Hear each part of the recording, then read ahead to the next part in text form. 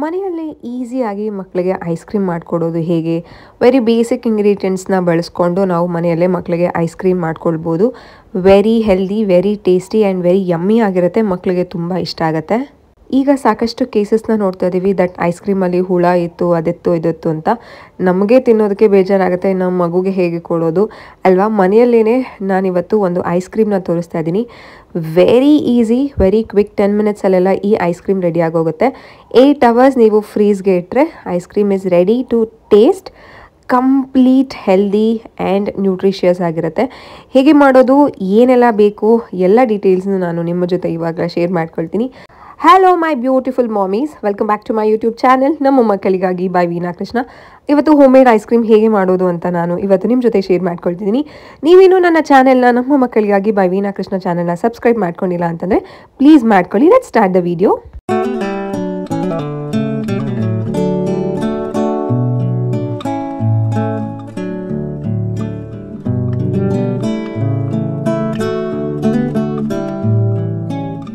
ಮೊದಲಿಗೆ ಐಸ್ ಕ್ರೀಮ್ಗೆ ಬೇಕಾಗಿರೋದು ಬಾಳೆಹಣ್ಣು. ನಾನು ಇದಕ್ಕೆ 4 ಏಲಕ್ಕಿ ಬಾಳೆಹಣ್ಣು ತಗೊಂಡು ಚಿಕ್ಕ ಚಿಕ್ಕ ಪೀಸಸ್ ಆಗಿ ಕಟ್ ಮಾಡ್ಕೊಂಡಿದ್ದೀನಿ.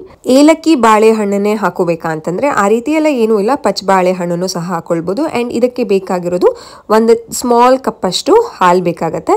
ನಾನು ಬಳಸ್ಕೊಳ್ತಿರೋದು A2 milk, normal milk is also fine. Next ingredient ಯಾವುದಪ್ಪ ಅಂತಂದರೆ ಇದಕ್ಕೆ ನಾನು ಒಂದು 5 ರಿಂದ 6 ಡೇಟ್ಸ್ನ ತೊಗೊಂಡಿದ್ದೀನಿ, ಹಸಿ ಖರ್ಜೂರನ ತೊಗೊಂಡಿದ್ದೀನಿ. ನಾನು ಮಾಡ್ತಿರೋ ಐಸ್ ಕ್ರೀಮ್ಗೆ ಯಾವುದೇ ರೀತಿ ಸಕ್ಕರೆ ಬೆಲ್ಲ ಎಲ್ಲ ಏನೂ ಯೂಸ್ ಮಾಡ್ತಿಲ್ಲ.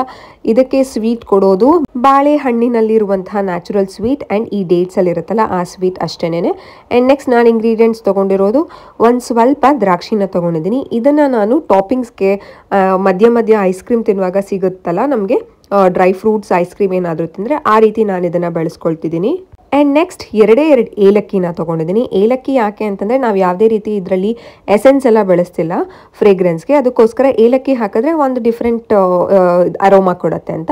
ಸೊ ಇಷ್ಟು ಬಾಳೆಹಣ್ಣು, ಹಾಲು, ಹಸಿ ಖರ್ಜೂರ ಅಂತಂದರೆ ಸಾಫ್ಟ್ ಆಗಿರುತ್ತಲ್ಲ ಆ ಖರ್ಜೂರ, ದ್ರಾಕ್ಷಿ, ನೆಕ್ಸ್ಟು 2 ಏಲಕ್ಕಿ. ಮಾಡೋದು ವೆರಿ ಸಿಂಪಲ್, ವೆರಿ ಕ್ವಿಕ್ಕಾಗಿ ಆಗುತ್ತೆ.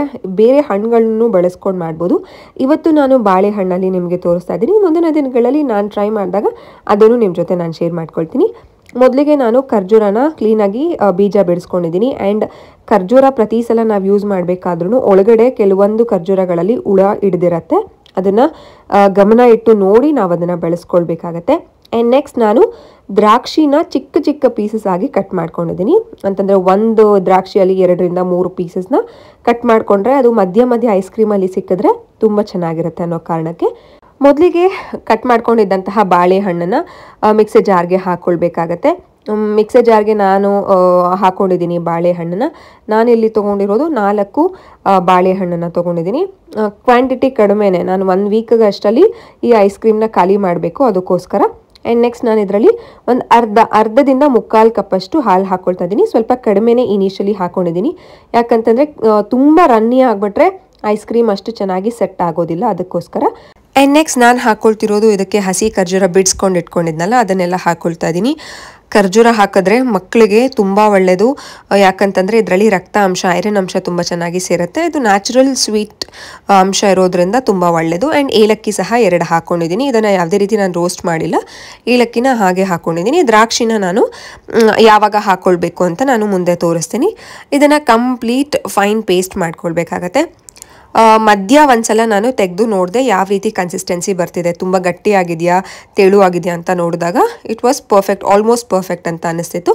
ಆದರೆ ನಾನು ಮಿಕ್ಸ್ ಮಾಡಿದಾಗ ಒಂದು ಸ್ವಲ್ಪ ಗಟ್ಟಿ ಇದೆ ಅಂತ ಅನ್ನಿಸ್ತು. ಅದಕ್ಕೋಸ್ಕರ ನಾನು ಇನ್ನೊಂದು ½ ಗ್ಲಾಸಷ್ಟು ಹಾಲನ್ನ ಹಾಕ್ಕೊಂಡಿದ್ದೀನಿ. ಸೊ ಇಷ್ಟು ಕನ್ಸಿಸ್ಟೆನ್ಸಿ ಇದ್ದರೆ ಸಾಕಾಗುತ್ತೆ. ಸೊ ಅದಕ್ಕೋಸ್ಕರ ½ ಗ್ಲಾಸಷ್ಟು ನಾನು ಹಾಲನ್ನ ಹಾಕ್ಕೊಂಡಿದ್ದೀನಿ. ಮುಂಚೆ ಬೌಲಲ್ಲಿ ತೊಗೊಂಡಿದ್ದಲ್ಲ, ಸ್ವಲ್ಪ ಹಾಲನ್ನ ನಾನು ಕಡಿಮೆನೇ ಹಾಕ್ಕೊಂಡೆ ಅಂತ ಹೇಳಿದ್ನಲ್ಲ.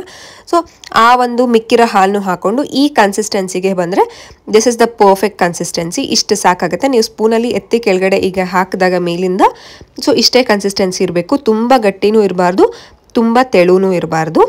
ಮಕ್ಕಳಿಗೆ ಪ್ರತಿದಿನ ಐಸ್ ಕ್ರೀಮ್ನ ಕೊಡ್ಬೋದು, ಯಾವುದೇ ರೀತಿ ತೊಂದರೆ ಇಲ್ಲ. ಆದರೆ ಹೊರಗಡೆಯಿಂದ ಕೊಡೋದು ಎಷ್ಟು ಸೇಫ್ ಅಂತ ನನಗಂತೂ ಗೊತ್ತಿಲ್ಲ. ಈಗ ನಾನು ಇದಕ್ಕೆ ದ್ರಾಕ್ಷಿನ ಮಿಕ್ಸ್ ಮಾಡ್ಕೊಳ್ತಿದ್ದೀನಿ. ದ್ರಾಕ್ಷಿನ ಕ್ಲೀನಾಗಿ ಮಿಕ್ಸ್ ಮಾಡಿಕೊಂಡು ಇದನ್ನು ನಾವು ಫ್ರೀಝರಲ್ಲಿ ಇಡೋದಕ್ಕೆ ಒಂದು ಕಂಟೈನರ್ಗೆ ಹಾಕ್ಕೊಳ್ಬೇಕಾಗತ್ತೆ. ನಾನು ಒಂದು ಕಂಟೈನರ್ನ ಯೂಸ್ ಮಾಡ್ತಿದ್ದೀನಿ. ಇದನ್ನು ನಾನು ನ್ಯಾಚುರಲ್ಸಿಂದ ನಾವು ಐಸ್ ಕ್ರೀಮ್ ತರೋದು ಅದಿತಿಗೆ.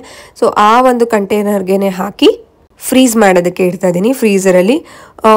ಪ್ಲಾಸ್ಟಿಕ್ ಅಂತ ಏನಿಲ್ಲ, ಇಟ್ಸ್ ಅ ಗುಡ್ ಪ್ಲಾಸ್ಟಿಕ್. ಅದಕ್ಕೋಸ್ಕರನೇ ನ್ಯಾಚುರಲ್ಸ್ ಅವರು ನಮಗೆ ಆ ಒಂದು ಪ್ಲಾಸ್ಟಿಕ್ ಬಾಕ್ಸ್ನೇ ಕೊಡ್ತಾರೆ. ಸೊ ಇದು ಸೇಫ್ ಟು ಯೂಸ್ ಆ್ಯಂಡ್ ಇದರಲ್ಲಿ ಯಾವುದೇ ರೀತಿ ಹಾರ್ಶ್ ಪ್ಲಾಸ್ಟಿಕ್ ಇರೋದಿಲ್ಲ, ಡೇಂಜರಸ್ ಪ್ಲಾಸ್ಟಿಕ್ ಏನೂ ಇರೋದಿಲ್ಲ. ಅದಕ್ಕೋಸ್ಕರ ನಾನು ಇದೇ ಬಾಕ್ಸ್ನ ಬಳಸ್ತಾ ಇದ್ದೀನಿ. ಈ ರೀತಿ ಹಾಕೊಂಡ್ಮೇಲೆ ಈ ರೀತಿ ಟ್ಯಾಪ್ ಮಾಡಬೇಕಾಗತ್ತೆ. ಸೊ ಏರ್ ಬಬಲ್ಸ್ ಎಲ್ಲ ಮೇಲ್ಗಡೆ ಬಂದರೆ ಐಸ್ ಕ್ರೀಮ್ ತುಂಬ ಚೆನ್ನಾಗಾಗತ್ತೆ. ನಾನು ಹೋಮ್ ಮೇಡ್ ಐಸ್ ಕ್ರೀಮ್ ಮಾಡಿದ್ದೀನಿ. ಹೇಗಿದೆ ಟೇಸ್ಟ್ ನೋಡಿ.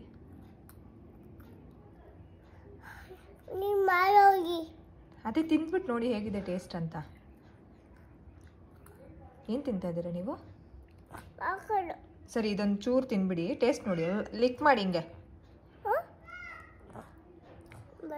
ಚೂರು ನೋಡಿ. ಐಸ್ ಕ್ರೀಮ್ ಕಂದ ಗಟ್ಟಿ ಆದ್ಮೇಲೆ ಲೈಟ್ ತಿನ್ನಿವ್ರಂತೆ. ಟೇಸ್ಟ್ ಹೆಂಗಿದೆ, ಸ್ವೀಟ್ ಎಲ್ಲ ಕರೆಕ್ಟಾಗಿದೆಯಾ, ಅದಿತಿಗೆ ಇಷ್ಟ ಆಗುತ್ತಾ ಅಂತ ನೋಡಿ.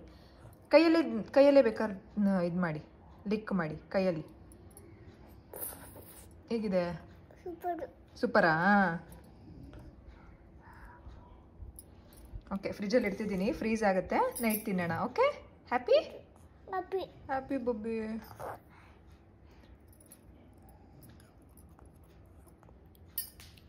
ನಾನು ತೊಗೊಂಡಿರುವಂತಹ 500 ml ಬಾಕ್ಸ್ಗೆ ಇದು ಆಲ್ಮೋಸ್ಟ್ ಒಂದು ಮುಕ್ಕಾಲ್ಗಿಂತ ಒಂದು ಸ್ವಲ್ಪ ಕೆಳಗಡೆನೇ ಇದೆ. ಸೊ ಸಾಕಾಗತ್ತೆ. ನಾನು ಬೇಗನೆ ಖಾಲಿ ಮಾಡ್ತೀನಿ. ತುಂಬ ದಿನ ಇಟ್ಕೊಂಡು ತಿನ್ನೋದಕ್ಕೆ ಇಷ್ಟ ಆಗಲ್ಲ. ಯಾಕಂತಂದರೆ ಏನೋ ಒಂಥರ ಹಿಂಸೆ ಎಲ್ಲ, ಹಳೆ ಐಸ್ ಕ್ರೀಮ್ ಅಂತಲೂ ಅನಿಸ್ತಾ ಇರುತ್ತೆ. ಅದಕ್ಕೋಸ್ಕರ ಸೊ ಈ ರೀತಿ ಏರ್ ಟೈಟ್ ಒಂದು ಕಂಟೈನರ್ಗೆ ನಾನು ಇದನ್ನು ಹಾಕ್ಕೊಂಡಿದ್ದೀನಿ. ಸೊ ನೀವು ಈ ರೀತಿ ಬಾಕ್ಸ್ ಆ ಕಡೆ ಈ ಕಡೆ ಮಾಡಿದಾಗ ತುಂಬ ರನ್ನಿನೂ ಇರಬಾರ್ದು, ತುಂಬ ಗಟ್ಟಿನೂ ಇರಬಾರ್ದು. ಸೊ ಇಷ್ಟು ಕನ್ಸಿಸ್ಟೆನ್ಸಿ ಇದ್ದರೆ this is the perfect consistency go for ice cream to freeze. So ಈಗ ಫ್ರೀಸ್ ಮಾಡೋದಕ್ಕಿಂತ ಮುಂಚೆ ನಾನು ಇದ್ರ ಮೇಲೆ ಒಂದು ಫಾಯಿಲ್ ಶೀಟ್ನ ಹಾಕ್ಕೊಳ್ತಿದ್ದೀನಿ. ಏರ್ ಟೈಟ್ ಆಗಿ, ಇನ್ನೂ ತುಂಬ ಚೆನ್ನಾಗಿ ಏರ್ ಟೈಟ್ ಆಗುತ್ತೆ, ಬೇಗ ಐಸ್ ಕ್ರೀಮ್ ಆಗುತ್ತೆ ಅಂತ. ಸೊ ಈ ರೀತಿ ಒಂದು ಫಾಯಿಲ್ ಶೀಟ್ನ ನೀವು ಬಳಸ್ಕೊಳ್ಬೋದು. ಫಾಯಿಲ್ ಶೀಟ್ ಇಲ್ಲ ಅಂತಂದರೆ ತೊಂದರೆ ಇಲ್ಲ, ಬಟ್ ನನ್ನ ಹತ್ರ ಫಾಯಿಲ್ ಶೀಟ್ ಇದ್ದಿದ್ದರಿಂದ ನಾನು ಇದನ್ನು ಬಳಸ್ಕೊಳ್ತಿದ್ದೀನಿ. ಸೊ ಫಾಯಿಲ್ ಶೀಟ್ನ ಹಾಕಿ ಲಿಡ್ನ ಕಂಪ್ಲೀಟಾಗಿ ಟೈಟಾಗಿ ಕ್ಲೋಸ್ ಮಾಡಿದ್ದೀನಿ. ಸೊ ನೀವು ನೋಡ್ಬೋದು ಎಷ್ಟು ಟೈಟ್ ಇದೆ ಅಂತ.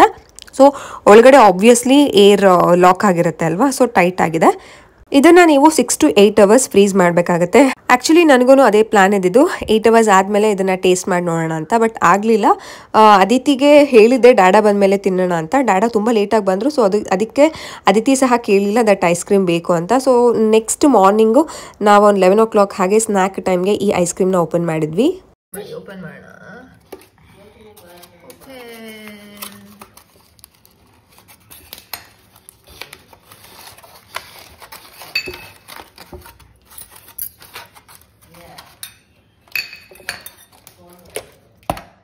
Surprise!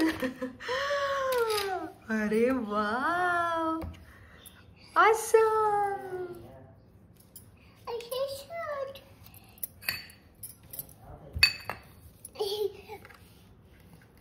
ಜಾಸ್ತಿ ಫ್ರೀಸ್ ಆಗಿದೆ. We have to scoop it. Chini, it's a success, Bobby. Take.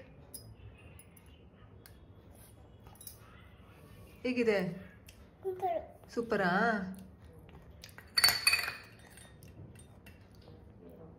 ಹೇಗಿದೆ ಕಂದ? Yes, it's a success.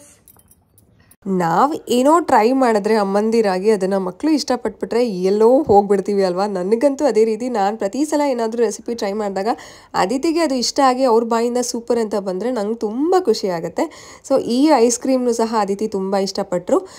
ಅದಿತಿಗೆ ನಾನು ಪ್ರತಿದಿನ ಐಸ್ ಕ್ರೀಮ್ ಅಂತಂದರೆ ನ್ಯಾಚುರಲ್ಸಲ್ಲಿ ತಂದಾಗ ಪ್ರತಿದಿನ ಒಂದು ಸ್ಕೂಪ್ ಐಸ್ ಕ್ರೀಮ್ ತಿಂತಾರೆ. ಅದರಿಂದ ಏನು ಕೋಲ್ಡ್ ಆಗಲ್ಲ.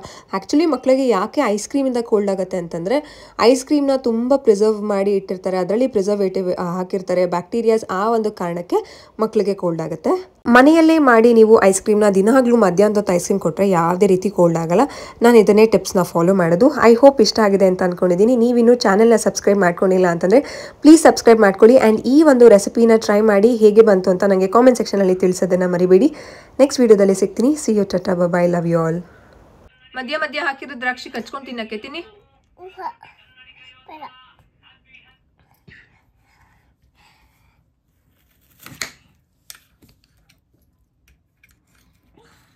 ಟೇಕ್.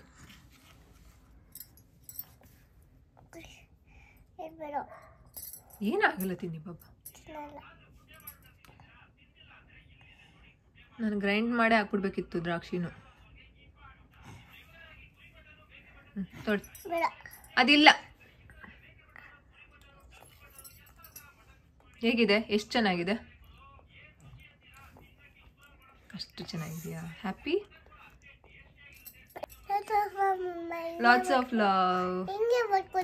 ಹಿಂಗೆ ಮಾಡ್ಕೊಡ್ಬೇಕಾ? ಓಕೆ, ಮಾಡ್ಕೊಡ್ತೀನಿ. ನೆಕ್ಸ್ಟ್ ಸಪೋಟದಲ್ಲಿ ಟ್ರೈ ಮಾಡೋಣ. ಇವತ್ತು ಬಾಳೆಹಣ್ಣಲ್ಲಿ ಟ್ರೈ ಮಾಡಿದ್ದೀವಿ. ನೆಕ್ಸ್ಟ್ ಸಪೋಟ ಹಣ್ಣಲ್ಲಿ